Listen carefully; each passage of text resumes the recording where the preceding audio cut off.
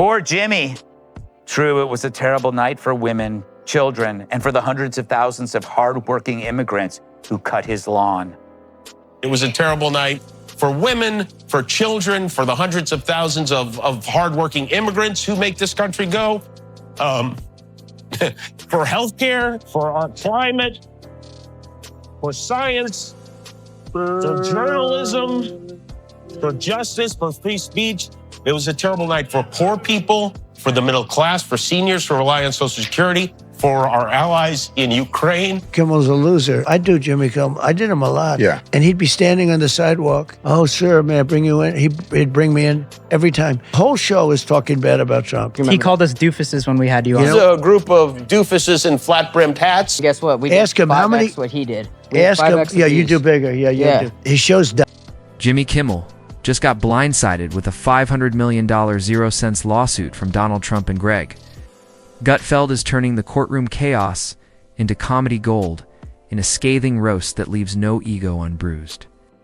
Gutfeld dismantles Kimmel's smug late night persona with razor-sharp wit and brutal irony. It's not just a takedown, it's a televised reckoning. If you thought Kimmel was untouchable, think again. This isn't just satire, it's Gutfeld delivering the most satisfying roast Hollywood never saw coming. Incredibly brave to take this stance after you've made $300, $400 million not being woke, right? Loving Donald Trump, exploiting the mentally ill, wearing blackface. Look at the crop of woke comics, whether it's Stern or Jimmy Kimmel, his BFF, Sarah Silverman, Joy Behar, Michael Ian Black. What do they all have in common? They wore blackface.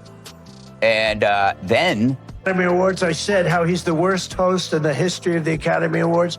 And this stupid guy goes up. And just before the Best Picture of the Year, the show is almost over. They're waiting for the Best Picture of the Year. He gets up and he says, and his wife said, please don't do it. Please, darling, don't go out. His manager said, don't do it. I have to do it. He goes out and reads my truth to the entire audience right before the best prime time, the Best Picture. And it said, basically, he is the worst host of the history. He reads the whole thing. And then I think he said something like, ha, ha, ha, he thinks he bothers me or some crap like that. I said, he's one of the dumbest human beings ever. He should have listened to his wife. What a... Greg Gutfeld didn't just roast Jimmy Kimmel. He flambeed him with a torch made out of punchlines, sarcasm, and the kind. A comedic timing that should come with a seatbelt warning and after Donald Trump. It's leashed a $500 million 0 cents lawsuit. Against Kimmel, the late-night hack found himself not only in a legal hurricane, but also in the path of a Gutfeld monologue that hit harder than Kimmel's ratings have been falling.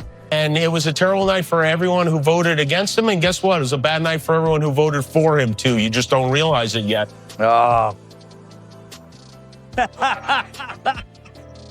You know what? If I ever cry on TV, it'll be because Maroon 5 put out a new song. The show opened like a firecracker.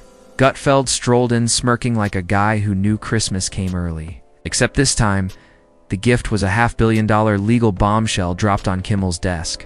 And let's be honest, if irony were a currency, Jimmy would be in more debt than California, so their Gutfeld was standing before a crowd, eyes twinkling with mischief like a kid who just caught the class clown getting sent to the principal's office. It's got a review, and has there ever been a worse host than Jimmy Kimmel at the Oscars? His opening was that of a less than average person trying too hard to be something which he is not and never can be. Get rid of Kimmel and perhaps replace him with another washed up but cheap ABC talent, George Slopanopoulos.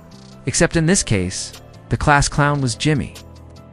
Kimmel and the principal was a judge holding a $500 million invoice. Could practically hear the glee in Gutfeld's voice as he peeled into the moment he painted Jimmy as a man who spent years playing armchair psychologist, amateur moralist, and discount comedian rolled into one.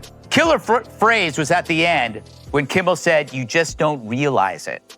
Because you see, he's smarter than you, and he needs you to know that. And his ego can't bear that there's someone out there more famous and more influential than him. I got news for you, Kimmel. The last time you mattered, Bruce Jenner still had a penis. A man who somehow believes he's fighting for truth while hiding behind cards written by interns. Who still think TikTok is news. Gutfeld didn't just pull back the curtain, he incinerated it. He went straight to the heart of Kimmel's identity. Crisis, once a mildly funny guy in a suit, now just a bitter spokesperson for the Church of Sanctimonious late-night lectures. And now with Trump filing a $500 million, 0 cents lawsuit against him, Jimmy's carefully built persona as the moral compass of comedy had all the stability of a paper straw in a hurricane. Jimmy's career peaked with busty girls on trampolines. Now the only boob we see is him. He once co-hosted The Man Show. Now he's sobbing like he just watched Steel Magnolias 3 days into his menstrual cycle. Here's another morose multimillionaire. Hey there. Gutfeld shredded the illusion, calling out how Jimmy morphed from the jester to the judge, jury, and executioner, only to get legally bodied by the very man he built a career mocking. Then Gutfeld did what he does best. He turned up the irony. He marveled at how Kimmel, a man who loves to point fingers at misinformation and abuse of power, was suddenly being held accountable. For once, it was like watching a cat get sprayed with its own water bottle, the same guy who turned late-night television into a therapy session for liberal guilt was now learning that maybe, just maybe, accountability is a two-way. Street and Jimmy forgot to bring a seatbelt. Gutfeld riffed on how they all cheered Jimmy on like he was storming the beaches of Normandy with cards instead of bullets. And now the war hero of late night had found himself in a courtroom trying to explain why weaponized comedy comes with consequences. I wonder who he thinks the people at fault are. The people at fault are Chuck Schumer, Nancy Pelosi, Jill Biden, Joe Biden, Kamala Harris, every elected member of Congress. The Democratic Party let that disaster happen. That is not a media failure. That is a Democratic Party failure. And only right-wing manufactured outrage who claims the media and the Democratic Party work as one have fused it into this. Oh, I have a few names to add. CNN, MSNBC, CBS, the town crier. He took a jab at Kimmel's audience too. Not the people watching for laughs, but the self-congratulatory clapping seals who cheer at anything remotely. Anti-Trump Gutfeld described them as a support group for smugness gathered nightly to watch a guy in a suit validate their Twitter feeds, and now with Kimmel facing a lawsuit, that same crowd was nervously checking their phones for updates, wondering if their nightly affirmation provider was about to go bankrupt. Then came the part where Gutfeld couldn't resist turning Kimmel's past against him. He poked at Jimmy's man, showed days like a butcher with a carving knife, reminding everyone that the guy now lecturing America on morality once thought bikini contests were prime-time material.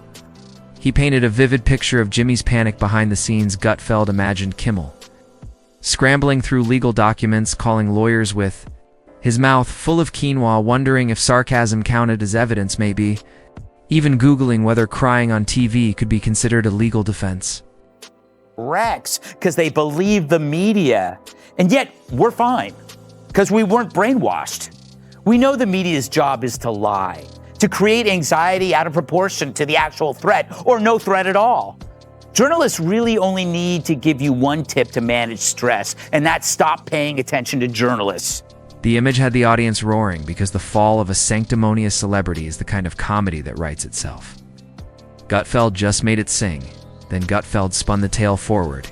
He imagined Kimmel's courtroom appearance. There he was standing, in front of a judge, not behind a desk, not protected by applause or Twitter bots, but exposed like an old rerun no one asked for. Greg mused over whether Jimmy would try to crack a joke or two, only to realize that courtrooms don't come with laugh tracks. Because when you strip away the cameras and the clapping, what's left is just a man who thought he was untouchable. Until Trump decided to touch back with a $500 million sledgehammer. Gutfeld grinned as he predicted the media spin, comparing it to watching a soap opera where every plot twist is somehow Trump's fault, even if it's Kimmel who tripped over his own punchlines. Watching Kimmel cry. Yeah. Oh, one of his tears fell out. Hold on. You know, it's funny how this derangement's working, because it only seems to work if you have a camera in front of you. Then, like a chef who knows the dish is just right, Gutfeld seasoned the roast with the finest spice of all mock sympathy. He worried about Jimmy's financial health, suggesting He might have to downsize from his Malibu mansion to, heaven forbid, a regular-sized mansion, maybe even take on a roommate, perhaps. Stephen Colbert, who's probably next in line for a Trump lawsuit if the jokes keep flowing like boxed wine at a faculty party.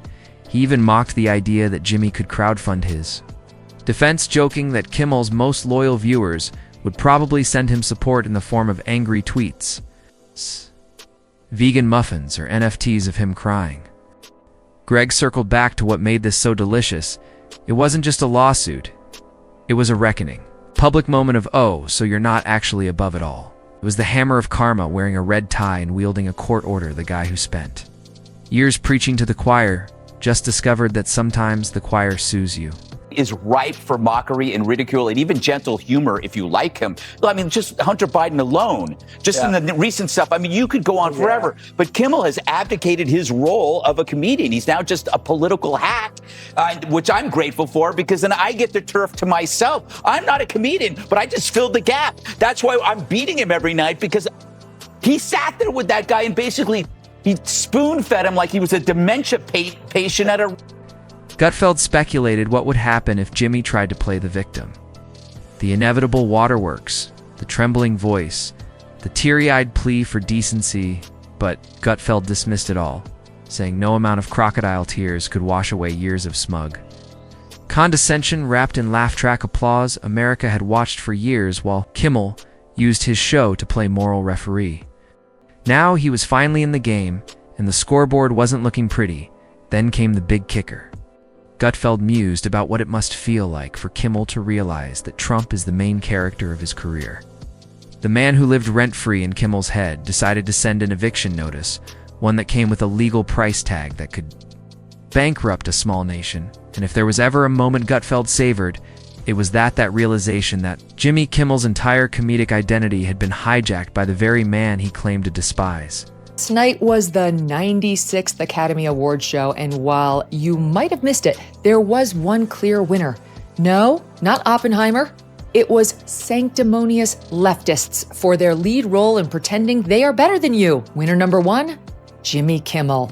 For the fourth time, Kimmel hosted the Oscars before an adoring crowd of Hollywood stars who laughed and curried favor with the man who wore blackface so many times that no matter how many jokes he cracked, he was never in control of the story. Trump was always has been, always will be. Now with a signature and a lawsuit, Trump reminded Jimmy who really runs the ratings. Even in court, Gutfeld wrapped it up.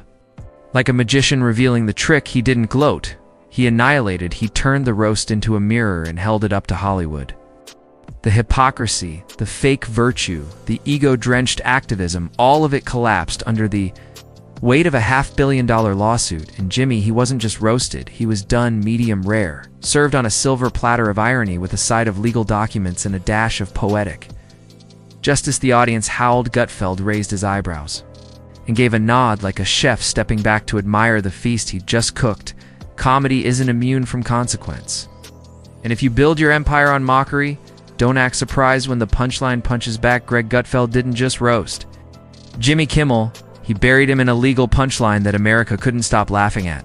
I don't want to suggest that Kimmel's show has become boring and predictable, but last night during the taping, people in the studio audience were changing the channel. And that's your 7 jokes. And that's your 7 jokes, and somewhere in a quiet Malibu living room filled with anxiety and lavender candles, Jimmy. Kimmel was probably rehearsing his next monologue, not in front of a mirror, but maybe in front of a lawyer. Because for Jimmy, this wasn't just a lawsuit, it was a soul check. It was the kind of public slap that shakes you out of your delusion and makes you wonder how many bad jokes it took to get here. And Gutfeld leaned into that idea like a man savoring every awkward, poetic frame of it.